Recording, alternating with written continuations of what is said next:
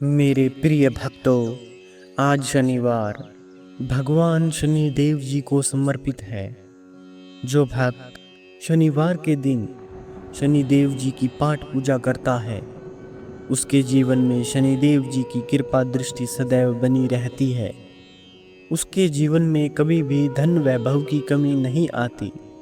इस वीडियो में भगवान शनि देव जी का एक ऐसा ही चमत्कारी मंत्र बताया गया है जिसके जाप या सुनने मात्र से ही आपका जीवन खुशियों और धन दौलत से भर जाएगा। आपके जीवन की सभी समस्याएं भी समाप्त हो जाएंगी। मेरे प्रिय भक्तों, अगर आप शनि देव जी पर विश्वास करते हैं तो इस वीडियो को लाइक कर दीजिए और कमेंट में जय हो शनि देव जी की लिख दीजिए। इस मंत्र का जाप आप 108 बार अवश्य करें। अगर आप इसका जाप नहीं कर सकते तो आप अपने मोबाइल फ़ोन में चलाकर छोड़ दीजिए, तभी आपको इसका लाभ मिल सकेगा। तो प्रिय भक्तों, यह मंत्र है: ओम नीलांजनम समाभसम रविपुत्रं यमागर्जं छायामार्तंड संभूतं नमामि शनैश्चरम्। ओम नीलांजनम समाभसम रविपुत्रं यमागर्जं छायामार्तंड संभूतं नमामि शनैश्चरम्। ओम नीलांजनम समाभसम रविपुत्रं यमागर्जं छायामार्तंड संभूतं नमामि शनैश्चरम्। ओम नीलांजनम समाभसम रविपुत्रं यमागर्जं छायामार्तंड संभूतं नमामि शनैश्चरम्। ओम नीलांजनम समाभसम रविपुत्रं यमागर्जं छायामार्तंड संभूतं नमामि शनैश्चरम्। ओम नीलांजनम समाभसम रविपुत्रं यमागर्जं छायामार्तंड संभूतं नमामि शनैश्चरम्। ओम नीलांजनम समाभसम रविपुत्रं यमागर्जं छायामार्तंड संभूतं नमामि शनैश्चरम्।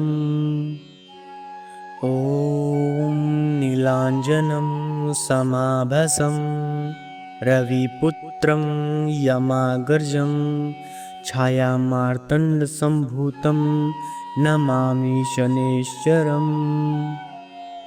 ओम नीलांजनम समाभसम रविपुत्रं यमागर्जं छायामार्तंड संभूतं नमामि शनैश्चरम्।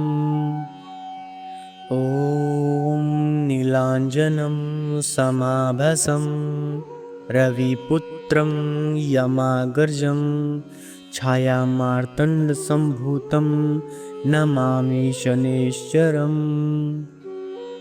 ओम नीलांजनम समाभसम रविपुत्रं यमागर्जं छायामार्तंड संभूतं नमामि शनैश्चरम्।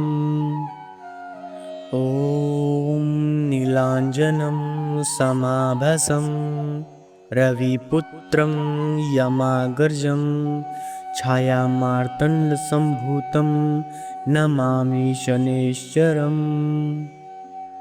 ओम नीलांजनम समाभसम रविपुत्रं यमागर्जं छायामार्तंड संभूतं नमामि शनैश्चरम्। ओम नीलांजनम समाभसम रविपुत्रं यमागर्जं छायामार्तण्डसम्भूतं नमामि शनैश्चरम्। ॐ नीलाञ्जनं समाभासं रविपुत्रं यमाग्रजं छायामार्तण्डसम्भूतं नमामि शनैश्चरम्।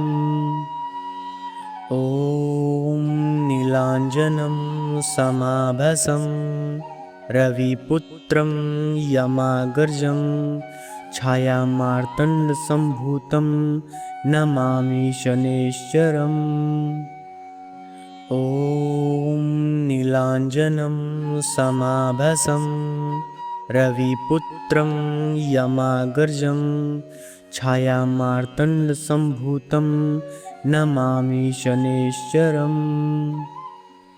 ॐ नीलाञ्जनं समाभासं रविपुत्रं यमाग्रजं छायामार्तण्डसम्भूतं नमामि शनैश्चरम्। ॐ नीलाञ्जनं समाभासं रविपुत्रं यमाग्रजं छायामार्तण्डसम्भूतं नमामि शनैश्चरम्। ॐ नीलाञ्जनं समाभासं रविपुत्रं यमाग्रजं छायामार्तण्डसम्भूतं नमामि शनैश्चरम्। ॐ नीलाञ्जनं समाभासं रविपुत्रं यमाग्रजं छायामार्तण्डसम्भूतं नमामि शनैश्चरम्। ॐ नीलाञ्जनं समाभासं रविपुत्रं यमाग्रजं छायामार्तण्डसम्भूतं नमामि शनैश्चरम्। ॐ नीलाञ्जनं समाभासं रविपुत्रं यमाग्रजं छायामार्तण्डसम्भूतं नमामि शनैश्चरम्। ॐ नीलाञ्जनं समाभासं रविपुत्रं यमाग्रजं छायामार्तण्डसम्भूतं नमामि शनैश्चरम्। ॐ नीलाञ्जनं समाभासं रविपुत्रं यमाग्रजं छायामार्तण्डसम्भूतं नमामि शनैश्चरम्। ॐ नीलाञ्जनं समाभासं रविपुत्रं यमाग्रजं छायामार्तण्डसम्भूतं नमामि शनैश्चरम्। ॐ नीलाञ्जनं समाभासं रविपुत्रं यमाग्रजं छायामार्तण्डसम्भूतं नमामि शनैश्चरम्। ॐ नीलाञ्जनं समाभासं रविपुत्रं यमाग्रजं छायामार्तण्डसम्भूतं नमामि शनैश्चरम्। ॐ नीलाञ्जनं समाभासं रविपुत्रं यमाग्रजं छायामार्तण्डसम्भूतं नमामि शनैश्चरम्। ॐ नीलाञ्जनं समाभासं रविपुत्रं यमाग्रजं छायामार्तण्डसम्भूतं नमामि शनैश्चरम्। ॐ नीलाञ्जनं समाभासं रविपुत्रं यमाग्रजं छायामार्तण्डसम्भूतं नमामि शनैश्चरम्। ॐ नीलाञ्जनं समाभासं रविपुत्रं यमाग्रजं छायामार्तण्डसम्भूतं नमामि शनैश्चरम्। ॐ नीलाञ्जनं समाभासं रविपुत्रं यमाग्रजं छायामार्तण्डसम्भूतं नमामि शनैश्चरम्। ॐ नीलाञ्जनं समाभासं रविपुत्रं यमाग्रजं छायामार्तण्डसम्भूतं नमामि शनैश्चरम्। ॐ नीलाञ्जनं समाभासं रविपुत्रं यमाग्रजं छायामार्तण्डसम्भूतं नमामि शनैश्चरम्। ॐ नीलाञ्जनं समाभासं रविपुत्रं यमाग्रजं छायामार्तण्डसम्भूतं नमामि शनैश्चरम्। ॐ नीलाञ्जनं समाभासं रविपुत्रं यमाग्रजं छायामार्तण्डसम्भूतं नमामि शनैश्चरम्। ॐ नीलाञ्जनं समाभासं रविपुत्रं यमाग्रजं छायामार्तण्डसम्भूतं नमामि शनैश्चरम्।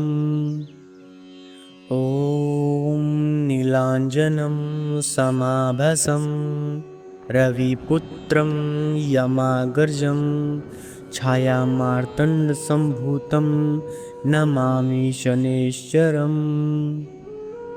ॐ नीलाञ्जनं समाभासं रविपुत्रं यमाग्रजं छायामार्तण्डसम्भूतं नमामि शनैश्चरम्।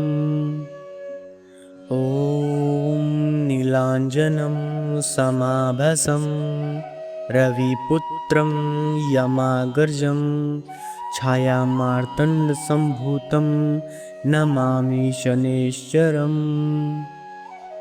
ॐ नीलाञ्जनं समाभासं रविपुत्रं यमाग्रजं छायामार्तण्डसम्भूतं नमामि शनैश्चरम्। ॐ नीलाञ्जनं समाभासं रविपुत्रं यमाग्रजं छायामार्तण्डसम्भूतं नमामि शनैश्चरम्। ॐ नीलाञ्जनं समाभासं रविपुत्रं यमाग्रजं छायामार्तण्डसम्भूतं नमामि शनैश्चरम्। ॐ नीलाञ्जनं समाभासं रविपुत्रं यमाग्रजं छायामार्तण्डसम्भूतं नमामि शनैश्चरम्। ॐ नीलाञ्जनं समाभासं रविपुत्रं यमाग्रजं छायामार्तण्डसम्भूतं नमामि शनैश्चरम्।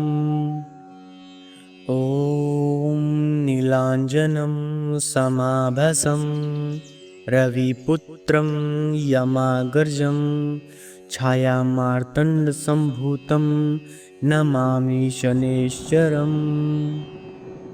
ॐ नीलाञ्जनं समाभासं रविपुत्रं यमाग्रजं छायामार्तण्डसम्भूतं नमामि शनैश्चरम्।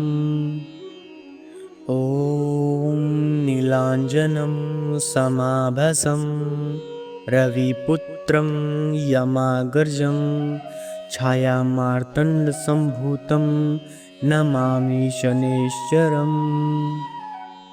ॐ नीलाञ्जनं समाभासं रविपुत्रं यमाग्रजं छायामार्तण्डसम्भूतं नमामि शनैश्चरम्। ॐ ॐ नीलाञ्जनं समाभासं रविपुत्रं यमागर्जं छायामार्तण्डसम्भूतं नमामि शनैश्चरम्। ॐ नीलाञ्जनं समाभासं रविपुत्रं यमागर्जं छायामार्तण्डसम्भूतं नमामि शनैश्चरम्। ॐ नीलाञ्जनं समाभासं रविपुत्रं यमागर्जं छायामार्तण्डसम्भूतं नमामि शनैश्चरम्।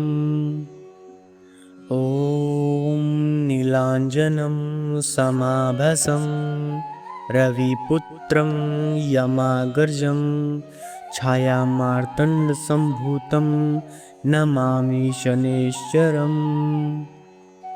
ॐ नीलाञ्जनं समाभासं रविपुत्रं यमागर्जं छायामार्तण्डसम्भूतं नमामि शनैश्चरम्। ॐ नीलाञ्जनं समाभासं रविपुत्रं यमागर्जं छायामार्तण्डसम्भूतं नमामि शनैश्चरम्। ॐ नीलाञ्जनं समाभासं रविपुत्रं यमागर्जं छायामार्तण्डसम्भूतं नमामि शनैश्चरम्। ॐ नीलाञ्जनं समाभासं रविपुत्रं यमागर्जं छायामार्तण्डसम्भूतं नमामि शनैश्चरम्। ॐ नीलाञ्जनं समाभासं रविपुत्रं यमागर्जं छायामार्तण्डसम्भूतं नमामि शनैश्चरम्। ॐ नीलाञ्जनं समाभासं रविपुत्रं यमागर्जं छायामार्तण्डसम्भूतं नमामि शनैश्चरम्। ॐ नीलाञ्जनं समाभासं रविपुत्रं यमागर्जं छायामार्तण्डसम्भूतं नमामि शनैश्चरम्। ॐ नीलाञ्जनं समाभासं रविपुत्रं यमागर्जं छायामार्तण्डसम्भूतं नमामि शनैश्चरम्। ॐ नीलाञ्जनं समाभासं रविपुत्रं यमागर्जं छायामार्तण्डसम्भूतं नमामि शनैश्चरम्। ॐ नीलाञ्जनं समाभासं रविपुत्रं यमागर्जं छायामार्तण्डसम्भूतं नमामि शनैश्चरम्। ॐ नीलाञ्जनं समाभासं रविपुत्रं यमागर्जं छायामार्तण्डसम्भूतं नमामि शनैश्चरम्। ॐ नीलाञ्जनं समाभासं रविपुत्रं यमागर्जं छायामार्तण्डसम्भूतं नमामि शनैश्चरम्। ॐ नीलाञ्जनं समाभासं रविपुत्रं यमागर्जं छायामार्तण्डसम्भूतं नमामि शनैश्चरम्। ॐ नीलाञ्जनं समाभासं रविपुत्रं यमागर्जं छायामार्तण्डसम्भूतं नमामि शनैश्चरम्। ॐ नीलाञ्जनं समाभासं रविपुत्रं यमागर्जं छायामार्तण्डसम्भूतं नमामि शनैश्चरम्। ॐ नीलाञ्जनं समाभासं रविपुत्रं यमागर्जं छायामार्तण्डसम्भूतं नमामि शनैश्चरम्। ॐ नीलाञ्जनं समाभासं रविपुत्रं यमागर्जं छायामार्तण्डसम्भूतं नमामि शनैश्चरम्। ॐ नीलाञ्जनं समाभासं रविपुत्रं यमागर्जं छायामार्तण्डसम्भूतं नमामि शनैश्चरम्। ॐ नीलाञ्जनं समाभासं रविपुत्रं यमागर्जं छायामार्तण्डसम्भूतं नमामि शनैश्चरम्। ॐ नीलाञ्जनं समाभासं रविपुत्रं यमागर्जं छायामार्तण्डसम्भूतं नमामि शनैश्चरम्। ॐ नीलाञ्जनं समाभासं रविपुत्रं यमागर्जं छायामार्तण्डसम्भूतं नमामि शनैश्चरम्। ॐ नीलाञ्जनं समाभासं रविपुत्रं यमागर्जं छायामार्तण्डसम्भूतं नमामि शनैश्चरम्। ॐ नीलाञ्जनं समाभासं रविपुत्रं यमागर्जं छायामार्तण्डसम्भूतं नमामि शनैश्चरम्। ॐ नीलाञ्जनं समाभासं रविपुत्रं यमागर्जं छायामार्तण्डसम्भूतं नमामि शनैश्चरम्। ॐ नीलाञ्जनं समाभासं रविपुत्रं यमागर्जं छायामार्तण्डसम्भूतं नमामि शनैश्चरम्। ॐ नीलाञ्जनं समाभासं रविपुत्रं यमागर्जं छायामार्तण्डसम्भूतं नमामि शनैश्चरम्।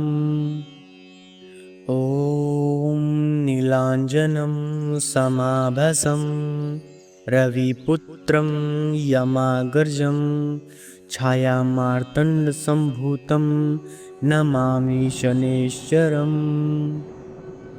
ॐ नीलाञ्जनं समाभासं रविपुत्रं यमागर्जं छायामार्तण्डसम्भूतं नमामि शनैश्चरम्।